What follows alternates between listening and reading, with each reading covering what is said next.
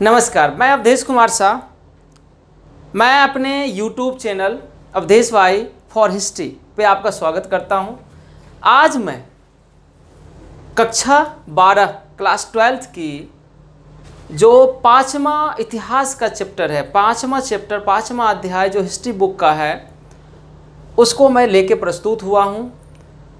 कक्षा 12 में कुल 3 बुक हैं और पहला जो बुक है उसमें 4 अध्याय हैं, दूसरे बुक में 5 अध्याय हैं और तीसरे बुक में 6 अध्याय हैं। कुल मिला के 15 अध्याय हैं। तो 1st to 4th chapter are in first book, 5th to 10 chapter are in 5th to 9 chapter are in second book and 10 to 15 chapter are in third book. So we are before you with the 5th chapter of the second book.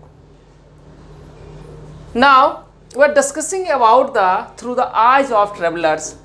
Then at first you must know that what was the source or what are the source of writing of this chapter. Then automatic you can say that the traveler's account is the source of this chapter. Now there several travelers came India and there several accounts had been created by the travelers, but we will focus, and the focus of this chapter is related to only 3 travelers. One was Al-Biruni, other was Ibn Battuta and the third was Francois Bernier. Al-Biruni was from Uzbekistan, Ibn Battuta was from Morocco and Francois Bernier was from France. But we are discussing today not all the 3, we are discussing today only one among them about Al-Biruni. तो आप लोगों ने ये देख लिया कि अल-बिरूनी जो है वो एक यात्री है। कहाँ का यात्री? वो एक यात्री है उज्बेकिस्तान का या फिर गजनी का, जो भारत घूमने आया होगा, और उनके बारे में आज हम चर्चा करेंगे। सबसे पहले बात हम करते हैं सोर्स की, इस चैप्टर के सोर्स के बारे में। इस चैप्टर के सोर्स के बारे में अगर देखेंगे तो जो ट्रेवलर्स के अकाउंट हैं, यात्रियों ने जो अपने विवरण छोड़े हैं, उसी विवरण के आधार पे इस चैप्टर को लिखा गया। तो इसलिए इस चैप्टर का नाम भी कुछ इसी तरह का है कि उन लोगों के जो यात्रियों के वृत्तांत हैं, यात्रियों के जो नज़रिए हैं, उसके हिसाब से भारत का इतिहास कैसा था उसको समझने की हम कोशिश करेंगे। ओके, देखो, ट्रेवलर के बारे में जब हम सोचते हैं तो हमें लगता है कि ट्रेवलर कौन हो सकता है? क्या सिर्फ वो हो सकते हैं जो घूमने के पर्पज से बाहर जाते हैं? क्या सिर्फ नेचर को देखने के पर्पज से या एंटरटेनमेंट के पर्पज से? या वो भी हो सकते हैं जो व्यापारी हैं? तो इंडिया में जो विदेशों से, जो बाहरी दुनिया से जो लोग आए, उसमें से ट्रेडर्स भी थे, मॉन्क्स भी थे, एक्सप्लोरर्स भी थे, एडवेंचरर्स भी थे, रिलीजियस पीपुल थे। Several kinds of people came in India and they describe something about India. Among these people, some became very famous. About somebody we had a lot of things to know, but a lot of people who came India, but they did not leave any kinds of their accounts. For example, आपको पता होगा कि India में जो यात्री आने वाले थे उसमें से पुरुष और स्त्रियां दोनों थी, महिलाएं और पुरुष दोनों थी। लेकिन आपको पुरुषों के बारे में, पुरुषों ने तो अपने बारे में बहुत कुछ लिखा, उनकी चीज़ें हमारे पास हैं या विश्व में मौजूद हैं, जिसको हम स्टडी करते हैं, पढ़ते हैं। लेकिन महिलाओं के अकाउंट्स ना के बराबर हैं, ना है। इंडिया में, खास करके इंडिया में जो महिलाएं आई थी घूमने या किसी और पर्पज़ से, उनके बारे में हमें कुछ भी अभी तक नहीं मिला। ये एक कह सकते हो कि ये दुख की बात है। जो मतलब जो पुरुषों में जो इंडिया आए थे, उसमें से इंडिया में जो आया, इंडिया के बारे में जो लिखा, उसमें ट्रेडर्स ने भी बहुत लिखा, मॉन्क्स ने भी लिखा, explorers, adventurous, several kinds of people हैं। ट्रेडर्स के बारे में आपको पता, वास्को द गामा के बारे में आपको पता होगा। He was basically traders. वो इंडिया आया था तो इंडिया को उन्होंने खोज, माना यह जाता कि ही डिस्कवर्ड इंडिया। इससे विवाद है डिस्कवर्ड इंडिया क्या था या नहीं था, लेकिन वो इंडिया आया था तो एक एक्सप्लोरर के रूप में तो आया था। उन्होंने एक्सप्लोर किया इंडिया को, पुर्तगीज के रूप में यूरोप में लोगों को बताया कि इंडिया यहाँ पे है, ऐसे है। लेकिन उसके साथ साथ एक व्यापारी भी था। वो इंडिया व्यापार करने के लिए आया था, बहुत ज़्यादा मुनाफा कमाने के लिए आया था। यहाँ मसाले यहाँ से खरीद के ले गया, वहाँ पे बेचा, फिर आया, कई बार आया वो इंडिया। तो एक व्यापारी भी था। उसी तरह से सेवरल इस तरह के व्यापारी, अरबी व्यापारी, आपको मध्य एशिया से आने वाले कई सारे लोग थे, चीन से आने वाले व्यापारी थे, साउथ ईस्ट एशिया से आने वाले लोग थे, इंडोनेशिया, जावा, जकार्ता, मलेशिया, श्रीलंका, कई जगह से लोग व्यापारी के रूप में आते थे। उन्होंने भी कई अकाउंट्स छोड़े हैं। कुछ मॉन्क्स, आपने हुएनसांग का नाम सुना होगा, आपने फाहियान का नाम सुना होगा, आपने इत्सिंग का नाम सुना होगा। ये सारे कौन है? मॉन्क्स हैं। इन्होंने भी अपने चीज़ों का, अपने जो उन्होंने जो इंडिया में आके जो महसूस किया, जिन चीज़ों को देखा, उसके बारे में लिखा है। उसी तरह एक्सप्लोरर्स हैं, एडवेंचरर्स हैं। इसी में से आपको मार्को पोलो भी मिल जाएगा, जो फुल्ली एक्सप्लोरर्स था, दुनिया को जानना चाहता था, वो कोई व्यापारी के रूप में नहीं आया था। एडवेंचरर्स आपको Ibn Battuta, he was a kind of adventurers. Explorers religious people, जो अपने धर्म के प्रचार प्रसार के लिए आते हैं। तो इस तरह से ये इन लोगों को ट्रेवलर की कैटेगरी में हम रख सकते हैं। इन लोगों के अकाउंट्स को हम समझने की कोशिश करते हैं। लेकिन हमारा जो फोकस बिंदु है, हमारा जो फोकस पॉइंट है, वो पॉइंट फोकस 3 यात्री हैं। 3 यात्री में अलबरूनी, इब्न बतूता और फ्रांकोइस बर्नियर के बारे में चर्चा करेंगे। ओके, इस चैप्टर के अंतर्गत ये जो वीडियो है, इस वीडियो हमारा फोकस रहेगा अलबरूनी। अलबरूनी के बारे में माना यह जाता है कि अलबरूनी वॉज फ्रॉम उज्बेकिस्तान। उनका बर्थ उनका जो जन्म है वो उज्बेकिस्तान में हुआ था। उज्बेकिस्तान कहाँ, ये प्रश्न उठ सकता है। तो आप अगर विश्व के मैप को देखोगे तो अफगानिस्तान और ईरान के नॉर्थ साइड में कई सारे, जैसे उज्बेकिस्तान, किर्गिस्तान, कजाकिस्तान, तुर्कमेनिस्तान, इस तरह से कई कंट्री हैं जिसमें लास्ट में तान लगा हुआ है। तो उन्हीं में से एक कंट्री है उज्बेकिस्तान। इसी उज्बेकिस्तान का एक बहुत बड़ा शहर हुआ करता था, and also you can say that Khwarizm was the capital city, or you can say that the center of education, or you can say that it was the biggest city of Uzbekistan. ये जो Uzbekistan का ख्वारिज़म है, इसी ख्वारिज़म में एक बहुत बड़ा scholar रहा करता था अलबरूनी। और आपको पता होगा ये जो था 11th सेंचुरी का ख्वारिज़म, 11th सेंचुरी में, 10th और 11th सेंचुरी में माना यह जाता है कि ख्वारिज़म दुनिया का, विश्व का बहुत बड़ा एजुकेशन सेंटर था, शिक्षा का बहुत बड़ा केंद्र था। तो शिक्षा का बहुत बड़ा केंद्र होने का कारण, और उस शिक्षा के बहुत बड़े केंद्र सैकड़ों स्कॉलर्स रहते थे, सैकड़ों विद्वान रहते थे। उन्हीं सैकड़ों विद्वानों में से एक था अलबरूनी। ठीक है, अब होती यह है कि आप देखोगे उज्बेकिस्तान के नीचे के साइड में, साउथ साइड में ईरान और आपका अफगानिस्तान आता है। तो अफगानिस्तान जो है, अफगानिस्तान का रूलर हुआ करता था महमूद सुल्तान, जिसको महमूद गजनी भी बोलते हैं। ठीक है, तो महमूद सुल्तान जो है, महमूद सुल्तान अफगानिस्तान का रूलर था, और उसका जो कैपिटल था वो गजनी कहलाता था। उस टाइम पूरे अफगानिस्तान को गजनी ही बोला जाता था।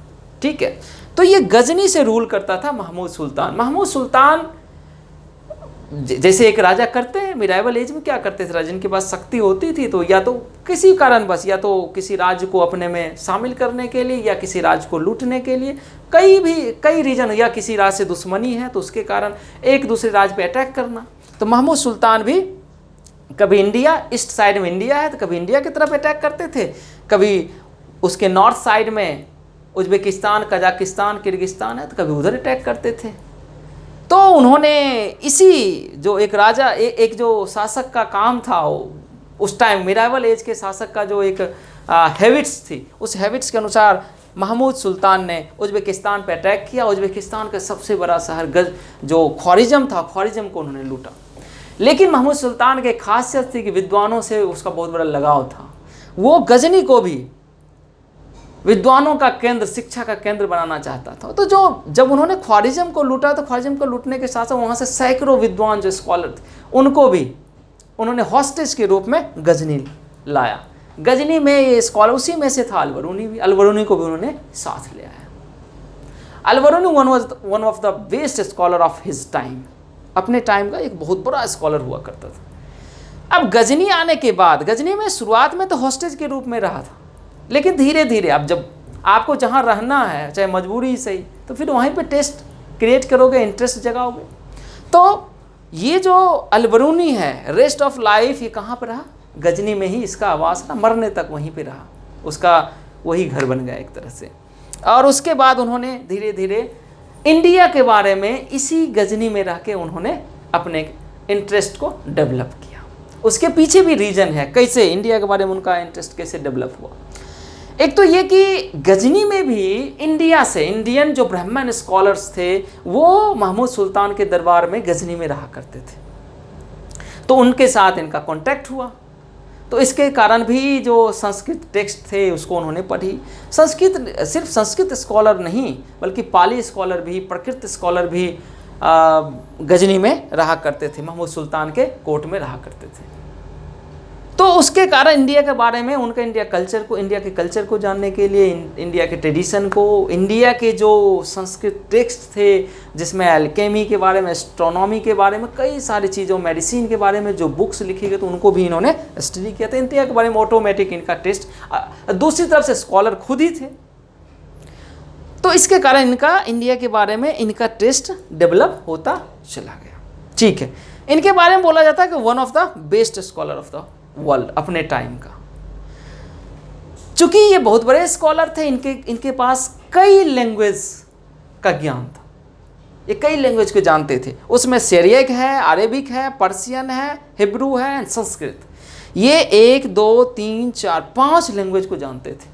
और आपको पता है सिरियक, अभी जो सीरिया है, सीरिया के एरिया में उस टाइम बोला जाता था 11वीं सेंचुरी में सिरियक। अरेबिक में अभी जो सऊदी अरेबिया है, यमन है, ये सारा जो कुवैत है, इराक का एरिया, यहाँ पर अरेबिक बोला जाता था। पर्शियन जो अभी का ईरान है वहाँ पर्शियन बोला जाता है। हिब्रू, इज़राइल फिलिस्तीन का एरिया आपने देखा, जॉर्डन का एरिया, उस एरिया में हिब्रू बोला जाता था। और संस्कृत इंडिया का एक क्लासिकल लैंग्वेज तो है ही, आपको पता ही है। हज़ारों वर्ष पहले से संस्कृत का इंडिया में उदय हो चुका है, तो तब से संस्कृत में कई सारे, तो ये सारी चीज़ें जो है ना, ये इन सारे लैंग्वेज का ज्ञान इनके पास था।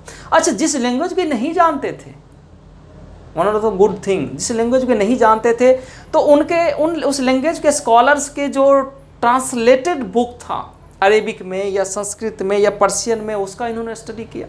जैसे इनको ग्रीक का नॉलेज नहीं था, लेकिन ग्रीक जो स्कॉलर है प्लेटो या एरिस्टोटल और अरस्तु जिसको बोलते हो, तो उनके जो बुक्स थे, ग्रीक जो टेक्स्ट थे, उसको ट्रांसलेशन किया गया था अरेबिक में। इस्लामिक एम्पायर के बारे में टाइम में, इस्लामिक जब एम्पायर का राइज हो रहा था तो उस टाइम ग्रीक और रोमन टेक्स्ट को अरेबिक में ट्रांसलेशन किया गया था, तो उस ट्रांसलेशन को भी इन्होंने पढ़ा था। इनको उनके बारे में भी पता था।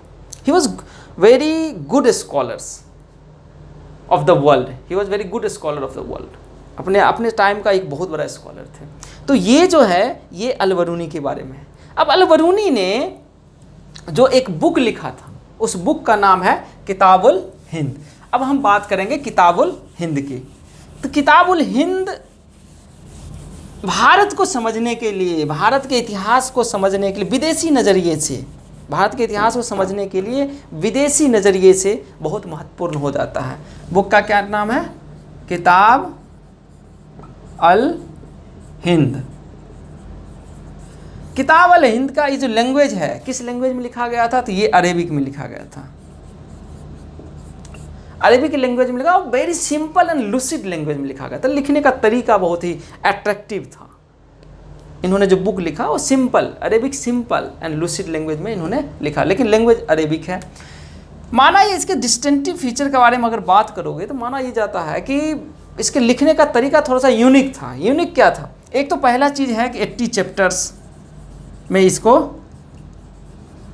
ये पूरा बुक जो है 80 चैप्टर में डिवाइड है।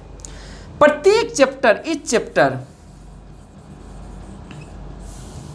Start with question. प्रत्येक चैप्टर जो है क्वेश्चन से स्टार्ट होता है। मतलब ये है कि आप मान लो कि इंडिया के मान लो कि कास्ट सिस्टम के बारे में आपको लिखना है किसी खास चैप्टर में, तो इंडिया के कास्ट सिस्टम पे क्वेश्चन क्रिएट करना है। पहला लिखने का स्टार्टिंग करना है क्वेश्चन से।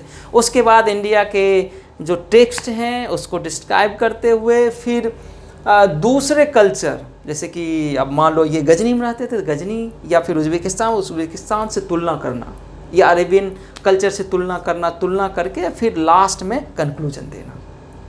तो ये अट्रैक्ट करता है लोगों को पढ़ने के लिए। ये तरीका था इनका लिखने के लिए। तो ये अरेबिक लैंग्वेज 80 चैप्टर में डिवाइड है और क्वेश्चन से स्टार्ट करता है और कंपैरिजन करता है दूसरे कल्चर से। इतना ही नहीं, इनका जो ये बुक है, ये बुक आप कह सकते हो कि इसके जो टॉपिक्स हैं, जो इशूज हैं और सब्जेक्ट हैं, सब्जेक्ट भी सिर्फ ऐसा नहीं है कि सिर्फ एक पॉलिटी के बारे में है, सिर्फ सोसाइटी वो नहीं, सेवरल, प्रत्येक चैप्टर में कह सकते हो कि सेवरल सब्जेक्ट्स ऐड किए, प्रत्येक मतलब इस chapter for each subject, you can say that. Subject में सोशल लाइफ के बारे में, सब्जेक्ट में आपको एल्केमी, सब्जेक्ट में आपको मेडिसिन, आपको एस्ट्रोनॉमी, कई सारी चीजों के बारे में, मीजर, वेट्स एंड मीजर्स,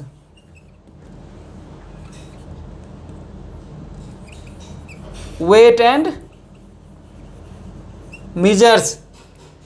इतना ही नहीं, मेट्रोलॉजी,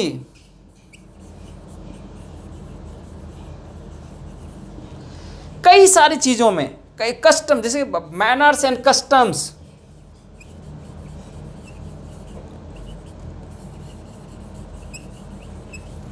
etc, फिलॉसफी,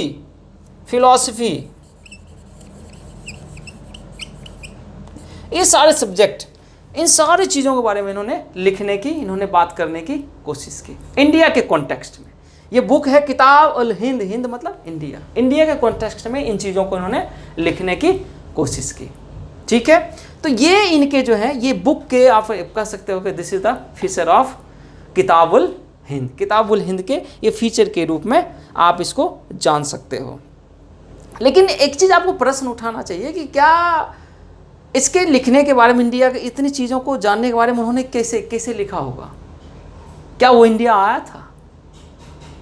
तो इन चीज़ों पे बारे में बोला यह जाता है कि इंडिया का जो मिडिल पार्ट है, जो उत्तर प्रदेश, मध्य प्रदेश का एरिया, साउथ इंडिया, वहाँ पे नहीं आया था। माना यह जाता है कि फ्रंटियर इंडिया में शायद ये घूमने आया हो, क्योंकि अफ़गानिस्तान और गजनी, वहाँ से अभी का जो पाकिस्तान का पंजाब का एरिया है, जो फ्रंटियर एरिया है, वहाँ पे अगर देखोगे तो वहाँ से ज़्यादा दूरी नहीं है, तो वहाँ पे ये आए होंगे। तो फ्रंटियर जो कल्चर है इंडिया का, उसके बारे में शायद ये अवगत रहे होंगे। जो मेन कल्चर है इंडिया का, जो कोर कल्चर है, जो यूपी पंजाब, जो यूपी बिहार या मध्य प्रदेश या साउथ इंडिया का जो कोर कल्चर, उससे शायद ये चिरपरिचित नहीं थे। हाँ, इन्होंने संस्कृत टेक्स्ट को तो पढ़ा था और ब्राह्मण जो स्कॉलर्स था उनके बारे में इंडिया को इन्होंने गजनी में जाना होगा, तो उसके आधार पे इन्होंने इस बुक को लिखा है। कुछ लोग बोलते हैं कि महमूद सुल्तान जब इंडिया पे अटैक करता था तो उसके साथ भी ये शायद इंडिया आए होंगे, लेकिन महमूद सुल्तान का भी अटैक जो दिल्ली से हमेशा वेस्टर्न पार्ट में ही रहा है, तो उसके हिसाब से भी ये कहना मुश्किल है कि इन्होंने इंडिया के कल्चर को बहुत ही नज़दीक से, उसमें इंडिया के कल्चर में रह के इन्होंने जिया होगा। नहीं, ऐसी बात नहीं है। तो इनका जो एक इंडिया के कल्चर के बारे में नॉलेज था, वो कहीं ना कहीं सुपरफिशियल नॉलेज था, वो बुकिश नॉलेज था, वो टेक्स्ट पे डिपेंड नॉलेज था, या फ्रंटियर एरिया में अगर घूमे होंगे तो उसका भी नॉलेज होगा। तो फ्रंटियर जो कल्चर है उसके आधार पे दुनिया के कल्चर से भारत के कल्चर को उन्होंने तुलना किया। तो इसमें इसलिए इसकी कुछ कमियां भी, किताबुल हिंद की कुछ कमी भी है। एक तो कमी यही है कि इनका जो संस्कृत टेक्स्ट है, माना ये स्कॉलर्स, इंडियन जो हिस्टोरियंस वो मानते ये हैं कि जो संस्कृत टेक्स्ट इन्होंने पढ़ा उसके हिसाब से इन्होंने बुक को लिखने की कोशिश की। इंडिया के कोर कल्चर को इन्होंने समझने की कोशिश बहुत ज़्यादा नहीं की। हालांकि इन चीज़ों की चर्चा हम अगले जो हमारे एपिसोड आएंगे, अगला जो हमारा वीडियो होगा उसमें मैं इसकी चर्चा करूंगा। फिलहाल अल-बरूनी कौन था, अल-बरूनी कहाँ से आया था, अल-बरूनी इंडिया के बारे में क्या लिखा और उसके बुक का नाम क्या था, उस बुक की कुछ फीचर्स क्या थे, उनके टॉपिक्स क्या थे, सब्जेक्ट, इसकी चर्चा आज हम लोगों ने की। आज के लिए इतना ही, धन्यवाद।